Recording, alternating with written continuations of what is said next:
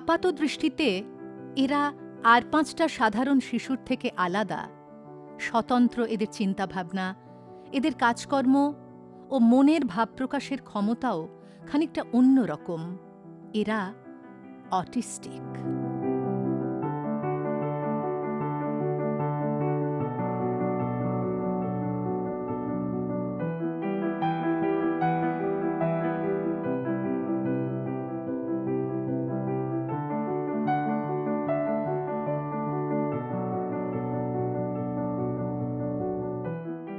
আমরা সবাই রাজা আমাদের এই রাজার রাজত্বে, নইলে মোদের রাজার সনে মিলব কি সত্ত্বে, আমরা সবাই রাজা।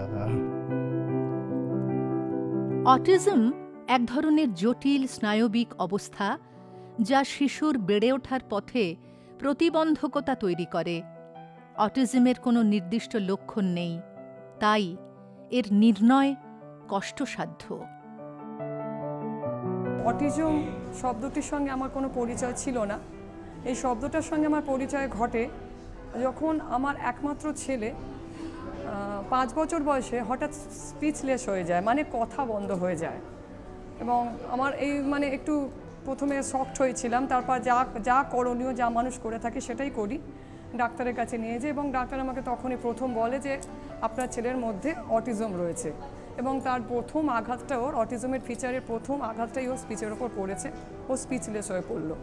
এরপর যা ট্রিটমেন্ট, যা থেরাপি, সেটাই আমি করতে থাকি।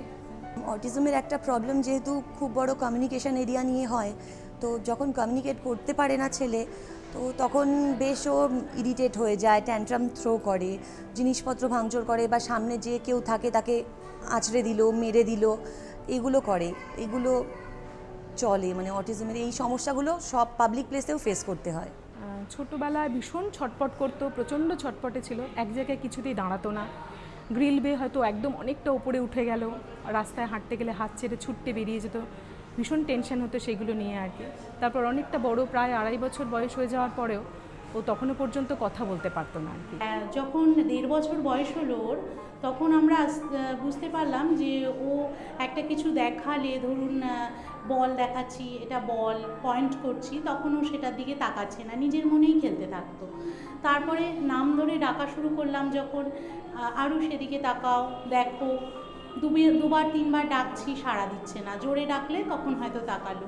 তো এগুলো থেকে একটু সন্দেহ হতে লাগলো যে নিশ্চয়ই কোনো সমস্যা আছে। আরও একটা সমস্যা দেখেছিলাম, যেটা হচ্ছে কোনো সোশ্যাল গ্যাদারিংয়ে গেলে, বাড়িতে খুব হাসি খুশি, যখনই কোনো জায়গায় নিয়ে যাচ্ছি, একটা পার্টিতে বা কিছুতে ঢোকার সাথে সাথে হঠাৎ করে মুড অফ, কান্না।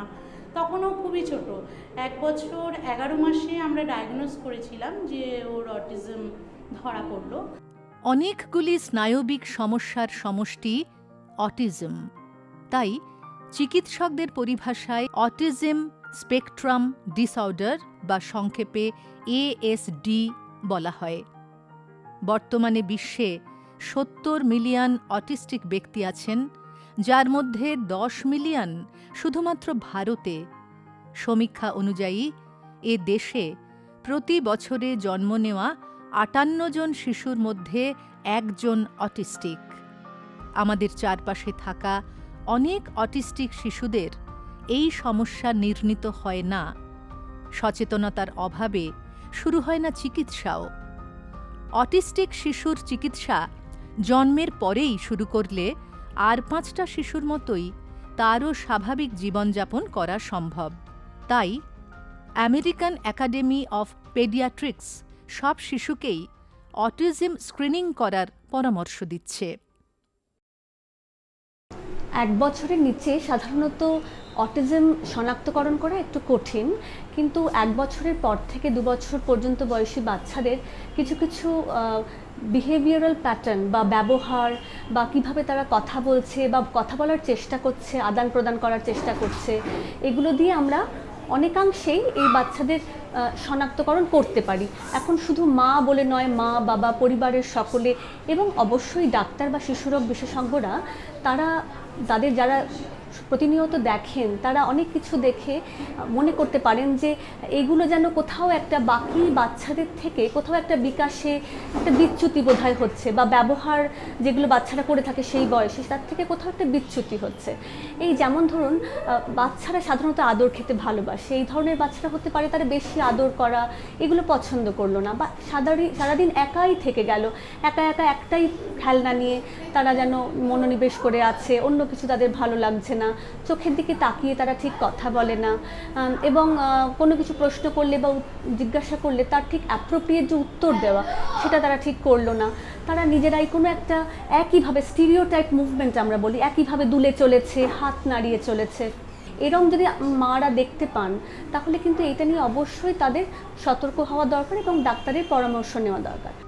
19বিংশ শতাব্দীর প্রথম দিকেও অটিজমকে সিজোফ্রেনিয়ার মতো মানসিক রোগের লক্ষণ মনে করা হতো। আমেরিকান সাইকিয়াট্রিস্ট ডাক্তার লিও কানার 1943 সালে অটিজম সংক্রান্ত তার বিখ্যাত গবেষণাপত্র প্রকাশ করেন, যেখানে 11 জন শিশুর ওপর পরীক্ষা করা হয়েছিল, যারা খুবই বুদ্ধিমান কিন্তু সমাজ থেকে দূরে একলা জীবনযাপন করে এবং স্বভাবগতভাবে এদের পছন্দের কাজের ওপর অত্যন্ত অবসেসিভ। অটিজম নিয়ে অনেক রিসার্চ চলছে, কিন্তু এর আসল কারণ এখনও আবিষ্কৃত হয়নি।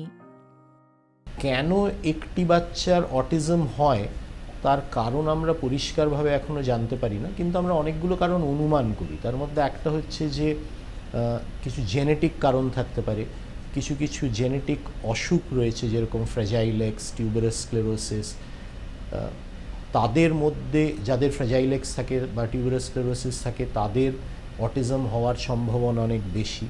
বংশে যদি কারোর অটিজম থাকে তাহলে তাদেরও মানে বংশের পরের জেনারেশনে অটিজম হওয়ার সম্ভাবনা বেশি। কিন্তু আমরা আবার যেটা অনুমান করি, অটিজম অ্যাকচুয়ালি এটা খুব কমপ্লেক্স ডিজিজ, তাই একটা কোনো কারণে অটিজম হয় এবং সেইটা আমরা ঠিক করে দিতে পারবো এইটা হয়তো সম্ভব কখনোই হবে না। একজন অটিস্টিক শিশুর কাছে সামাজিকভাবে মেলামেশা করা বা অন্যের সাথে বন্ধুত্ব করা খুব কঠিন কাজ, অনেক ক্ষেত্রে প্রায় অসম্ভব। এদের কাছে দুনিয়াটা একটা বিচ্ছিন্ন দ্বীপের মতো। বহির্জগতের সঙ্গে মেলামেশার দরজা সেখানে একেবারেই বন্ধ। আমি যখন ওকে রাস্তাঘাটে নিয়ে যাতায়াত করি, আমি যখন বাসে উঠি, বাসের যে মানুষজন বা স্বাভাবিক যে রাস্তাঘাটের যে মানুষ বা হুট করে যেন অচেনা মানুষ এমন কিছু তারা মন্তব্য ছুড়ে দেন, যা মানে তাদের কোনো আইডিয়া নেই এ ব্যাপারে, কিন্তু তারা এমন মন্তব্য ছুড়ে দেন যাদের অটিজম সম্পর্কে তো কোনো ধারণাই নেই, যেটা খুব আমার ক্ষেত্রে আমি মা হিসেবে মেনে নিতেও পারি না, হয়তো কোনো মাই মানতে পারবে না, কষ্ট হবে।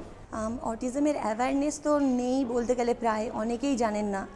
আর তারপরে আসে অ্যাকসেপ্টেন্সের কথা। অ্যাওয়্যার হওয়ার পরেও সেটা কত মানুষ কিভাবে অ্যাকসেপ্ট করে, যেমন আমার ফ্যামিলিতে আমার হাজব্যান্ড আর ইনলজরা এই ব্যাপারটাকে অ্যাকসেপ্ট করতে পারেননি।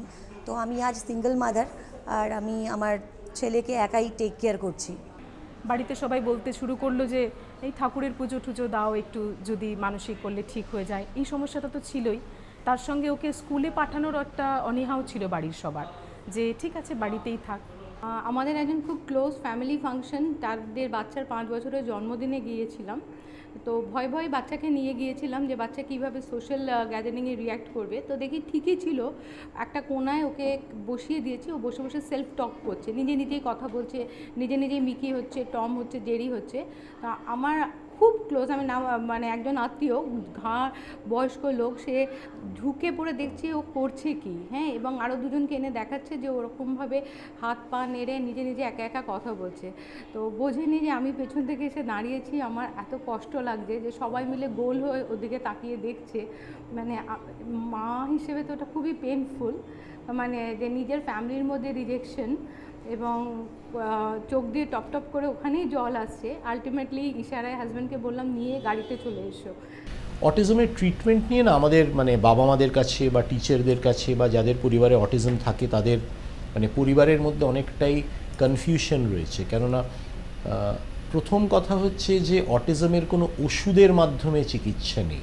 মোটের ওপর একটা আমরা যেটা বুঝতে পারি যে অটিজমের যাদের থাকে বাচ্চাদের, তাদের যেহেতু অনেকগুলো সমস্যা একসাথে থাকে, তাদের বাবা মারা অনেক সময় বিভ্রান্ত বোধ করেন যে আমরা কার কাছে যাব, এবং এইটাই হচ্ছে অটিজমের চিকিৎসার একটা মূল ধোঁয়াশার কারণ। যে কেউ বলেন স্পিচ অ্যান্ড ল্যাঙ্গুয়েজ থেরাপিস্টের কাছে যাও, কেউ বলেন অকুপেশনাল থেরাপিস্টের কাছে যাও, কেউ বলেন যে সাইকিয়াট্রিস্টের কাছে যাও, সাইকোলজিস্টের কাছে যাও।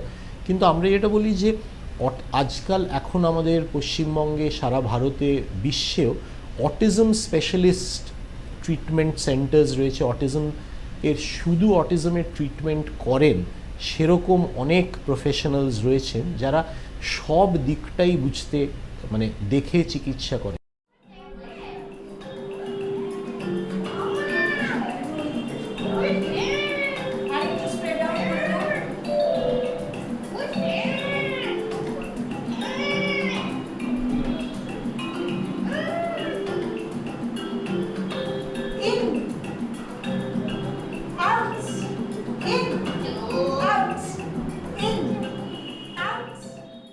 ডান্স অ্যান্ড মুভমেন্ট থেরাপি অটিজমের চিকিৎসার জন্য একটি স্বীকৃত থেরাপি।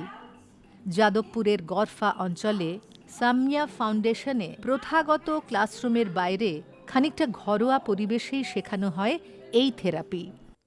প্রত্যেকের মধ্যেই যে সহজাত বডি মুভমেন্ট প্রবণতা রয়েছে তাকে ব্যবহার করে নিজেকে পারিপার্শ্বিক সম্বন্ধে সচেতন করে তোলাই এই থেরাপির উদ্দেশ্য।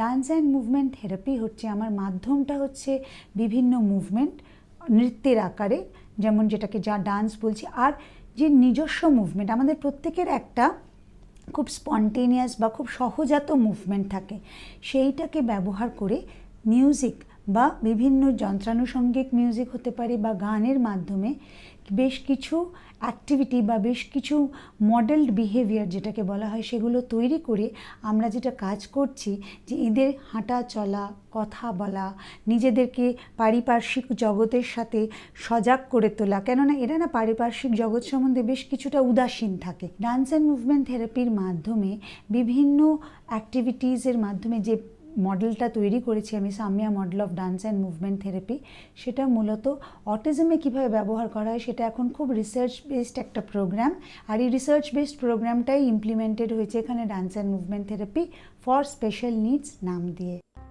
এখানে ওরা নিজেরাই টাস্ক মাস্টার, আবার নিজেরাই কাউন্টডাউন করে একসাথে শুরু করে কোনো মুভমেন্ট।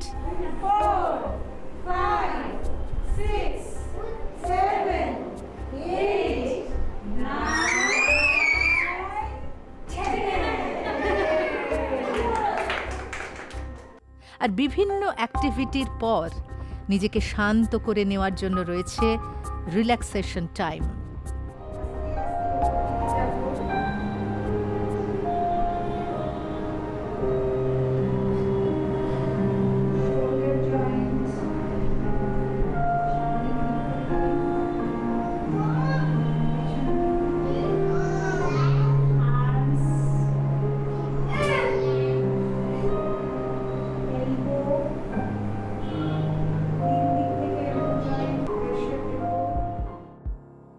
থেরাপির সঙ্গে সঙ্গে চলে বিভিন্ন রকমের ফান গেমস।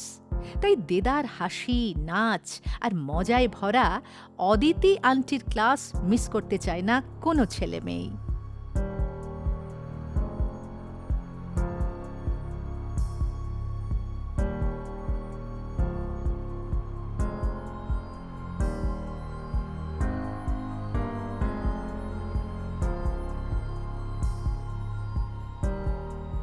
প্রাথমিকভাবে রাস্তায় চলাফেরা, মানুষের সঙ্গে মেশা, কোনো জায়গায় সামাজিকভাবে নিয়ে গেলে মিশতে খুব অসুবিধা হতো। কিন্তু বিভিন্ন রকম থেরাপি করে, বিশেষত ডিএমটি করে আমি রাস্তায় ওকে নিয়ে একা একা চলাফেরা করে অনেক সুবিধা পাচ্ছি। এখানে নানা রকমভাবে শেখানো হয় ভিড়ের মধ্যে কী করে আমরা হাঁটাচলা করব, কী করে থামলে থেমে যাব, বা ভয়, বিভিন্ন জিনিসের ভয় কীভাবে রিয়্যাক্ট করব, সেই দিক থেকে আমি অনেক বেশি উপকার পেয়েছি। ও এখন অনেক রাস্তায় নিয়ে চলাফেরা করে বা সামাজিক বিভিন্ন জায়গায় নিয়ে গিয়ে আমি অনেক কমফোর্টেবল ফিল করি।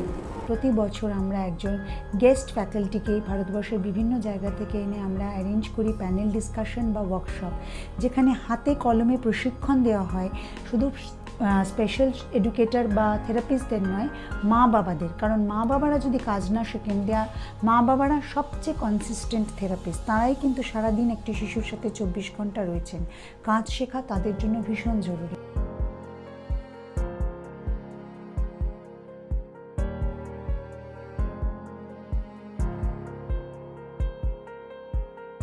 গঠনমূলক পদ্ধতির সাহায্যে কিভাবে অটিস্টিক ব্যক্তিদের জীবনের প্রতিবন্ধকতাগুলি কাটিয়ে আর 5 জনের মতো সুস্থ স্বাভাবিক জীবনে ফিরিয়ে নিয়ে আসা যায়, তাই এই ওয়ার্কশপের লক্ষ্য। এজন্য বাবা মায়ের সাথে হাতে হাত মিলিয়ে যোগ দেন স্পেশাল এডুকেটররাও। থিওরি ক্লাসের পাশাপাশি এখানে হাতে নাতে শেখানো হয় বিভিন্ন প্রয়োগমূলক শিক্ষা পদ্ধতি। উদ্ভাবনী শক্তি প্রয়োগ করে এখানে তৈরি করা হচ্ছে শিশুদের পছন্দসই খেলনা, যা থেকে ওরা খেলার পাশাপাশি জীবনযাপনের জন্য বিভিন্ন জিনিস শিখতেও পারে। এখানে যখন আমি এসেছি সমস্ত প্যারেন্ট প্রফেশনালস অ্যান্ড প্রফেশনালদের সাথে স্ট্রাকচার টিচিং ফ্রেমওয়ার্কের ওপরে কাজ করতে, উদ্দেশ্য হচ্ছে প্যারেন্টদের কাছে সমস্ত টুলসগুলো তুলে ধরলে তারা নিজেরা তাদের বাচ্চাদের সাথে যেভাবে কাজ করতে মোটিভেটেড হয় এবং সেটার থেকে যা রেজাল্ট পাওয়া যায়, সেটা আমার কাছে একটা ভীষণ ভীষণ বড় পাওয়া। এখান থেকে আমি প্রচণ্ড মোটিভেশন পাই। তার কারণ আমি যে জিনিসগুলো আজ 23-24 বছর থেকে শিখেছি বা এক্সপিরিয়েন্সগুলো যেগুলো হয়েছে, সেগুলোর সাথে আমি যখন আরও 10 জনের কাছে জিনিসটাকে ছড়িয়ে দিই এবং তারা বলে যে তাদের বাচ্চাদের সাথে কাজ করতে গিয়ে অনেক উপকৃত হয়েছে, তখন আমার মনে হয় যে এখানে এত দূর থেকে আসা, কাজ ছেড়ে এখানে আসার সার্থকতাটা হয়েছে। প্রদীপ সেন্টার ফর অটিজম ম্যানেজমেন্ট কলকাতায় অটিজম নিয়ে কাজ করা প্রথম সারির সংস্থাগুলির মধ্যে অন্যতম। 2000 সালে কেবলমাত্র অটিস্টিক শিশুদের জন্যই তৈরি হয় এই প্রতিষ্ঠান। অটিজমের জন্য স্বীকৃত প্রায় সবকটি থেরাপি দেওয়া হয় এখানে।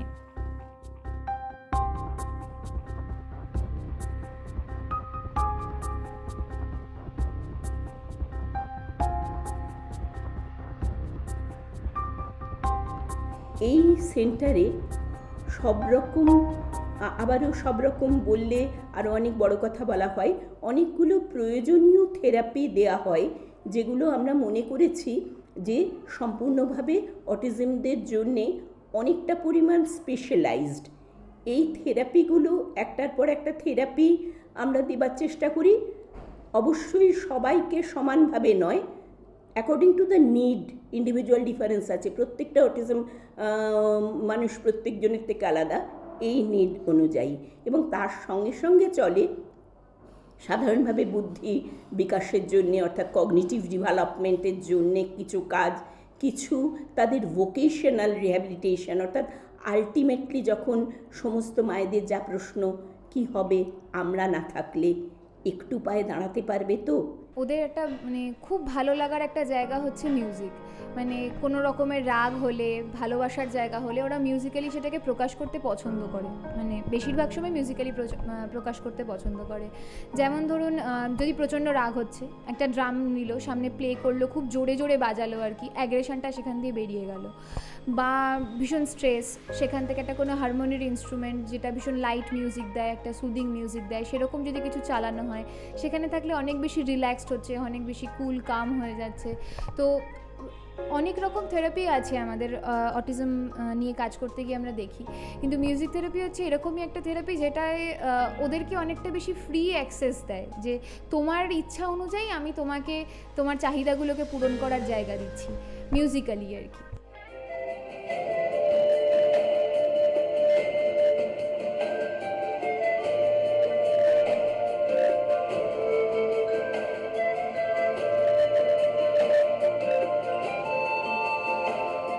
সেন্সরি ইন্টিগ্রেশন থেরাপি একটা বিশেষ ধরনের থেরাপিউটিক ইন্টারভেনশন। আমরা যে 5টা ইন্দ্রিয়ের সাহায্যে বাইরের পৃথিবীকে বুঝি চিনি, সেই ইন্দ্রিয় এবং আমাদের মাসল, আমাদের ব্যালেন্স সিস্টেম, এইগুলোতে এই কয়েকটা জায়গায় পার্টিকুলারলি পার্সন উইথ অটিজম তাদের কিছু কিছু অসুবিধা থাকে। এই অসুবিধাটুকু দু ধরনের, একটা হচ্ছে তারা হাইপোসেন্সিটিভ, অর্থাৎ অনেক বেশি স্টিমুলাস থাকলেও তারা রেসপন্স করে না, আর একটা হচ্ছে হাইপার সেন্সিটিভ, মিনিমাম স্টিমুলাসেও রেসপন্স করে। দুটোই কিন্তু তাদের ডেলি লাইফের পক্ষে ক্ষতিকর বলতে পারেন, বাধা স্বরূপ বলতে পারেন হয়। এই কারণে সেন্সরি ইন্টিগ্রেশন থেরাপি চেষ্টা করে এই ব্যালেন্সের মধ্যে তাদের আনা, অর্থাৎ অনেক হাইপোসেন্সিটিভ হলে তাকে অ্যাভারেজের মধ্যে নেওয়া, আর হাইপার সেন্সিটিভ হলে তার বিশেষ সেন্সিটিভিটিটা কমিয়েও আবার অ্যাভারেজের কাছে আনা। অর্থাৎ দুটোর মধ্যেই আমাদের একটা উদ্দেশ্য, যাতে অত্যধিক বেশি বা অত্যধিক কম দুরকম সেন্সেশনই তার জীবনের প্রতিটা পদক্ষেপে না তার ইন্টারফিয়ার করতে পারে।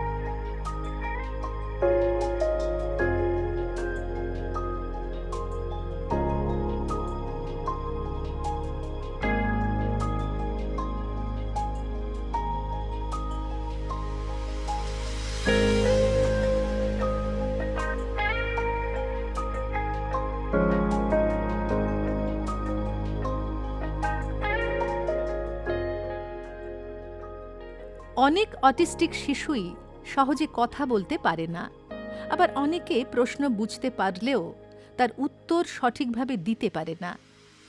এই সব শিশুদের মনের ভাব প্রকাশের ক্ষমতাকে আরও বাড়িয়ে তোলার জন্য প্রয়োজন স্পিচ থেরাপি। ভার্বাল এবং নন ভার্বাল দুরকম কমিউনিকেশন ক্ষমতাকে বাড়ানোর জন্য স্পিচ থেরাপি প্রয়োগ করা হয়।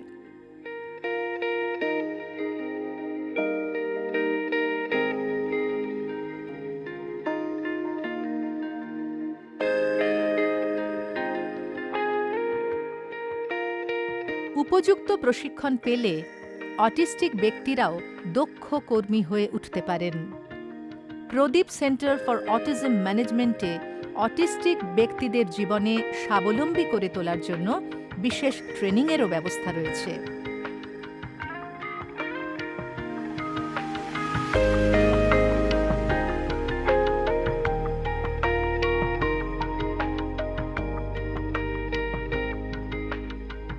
অটিজমের বাচ্চাদের অনেকগুলো পার্টিকুলার স্কিলস থাকে। অনেকটা হচ্ছে অনেক সময় ওরা আর কি খুব সব কিছু নিখুঁতভাবে করে, অনেক সময় মাইক্রো ডিটেলস মানে যেগুলো হয়তো আমাদের চোখে চট করে পড়ছে না সেইগুলো ওরা ধরতে পারে। তো এগুলো আমরা এখন বুঝতে পারি যে এগুলো অনেক সময় অ্যাসেট হতে পারে, কেননা ওরা অনেক সময় খুব মন দিয়ে ফোকাস করে অনেক জিনিস করতে পারে, যেটা আমাদের অনেকেরই সেই ক্ষমতাটা নেই। তো আজকাল ইন্ডাস্ট্রিতে, কাজের জায়গায় অনেক সংস্থা রয়েছে যারা অটিজমের ছেলে মেয়েদের বা অটিজমের যে অ্যাডাল্টস যারা, তাদের এই স্কিলটাকে ইউজ করে তারা কাজে লাগান। যেরকম অনেক সফটওয়্যার কোম্পানি রয়েছে, অনেক হোটেল ইন্ডাস্ট্রিতে এখন অনেক সংস্থা রয়েছে, ভারতবর্ষেই রয়েছে, যারা অটিজমের ছেলেমেয়েদের কাজের একটা সংস্থান করছেন। অটিস্টিক ব্যক্তিদের চিন্তাভাবনা সাধারণের থেকে আলাদা। তা সামাজিকভাবে গ্রহণযোগ্য না হলেও নিঃসন্দেহে ব্যতিক্রমী এবং তাদের অবদান অনেক প্রচলিত ধ্যান ধারণাকে বদলে দিয়ে নতুন ইতিহাস তৈরি করেছে। এ প্রসঙ্গে হান্স অ্যাসপারজার, যার নামে অ্যাসপারজার সিন্ড্রোমের নামকরণ হয়েছে, তাঁর উক্তি, "It seems that for success in science or art, a dash of autism is essential."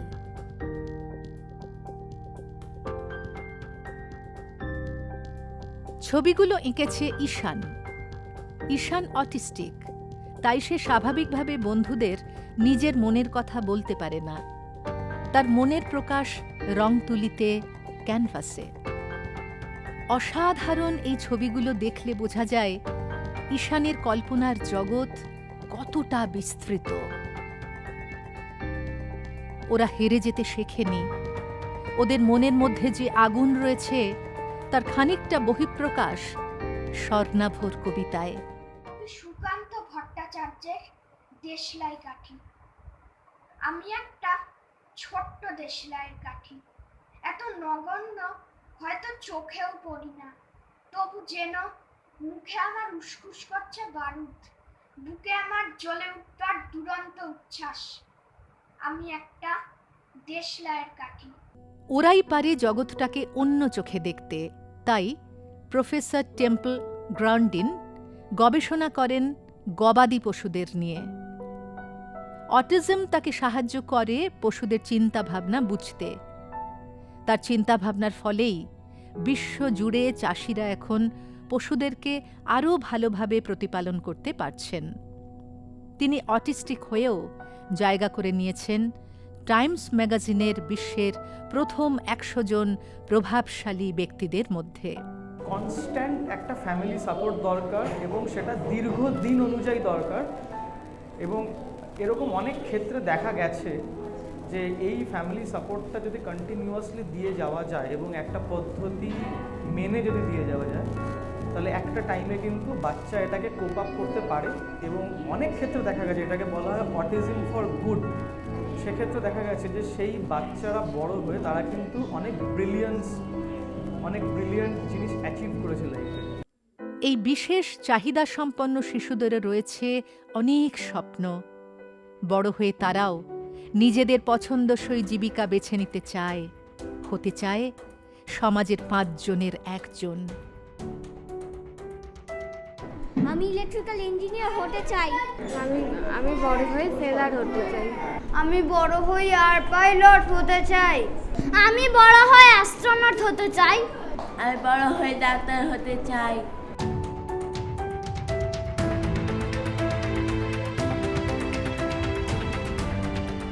Autistic মানুষদেরকে দূরে সরিয়ে রাখবেন না। অটিস্টিক মানুষরা কিন্তু আপনার আমার সকলের মতোই তারাও সমাজের মানুষের সাথে মেলামেশা করতে চায়, মানুষের কাছে ভালোবাসা পেতে চায়, ভালোবাসতেও চায়। আমরা হয়তো বুঝতে পারি না, কারণ তাদের ভাব প্রকাশটা অন্যরকম। প্রত্যেকটি শিশুর মধ্যেই যে অনন্ত সম্ভাবনার বীজ নিহিত আছে, তাকে বিকাশের সুযোগ দিতে হবে আমাদের।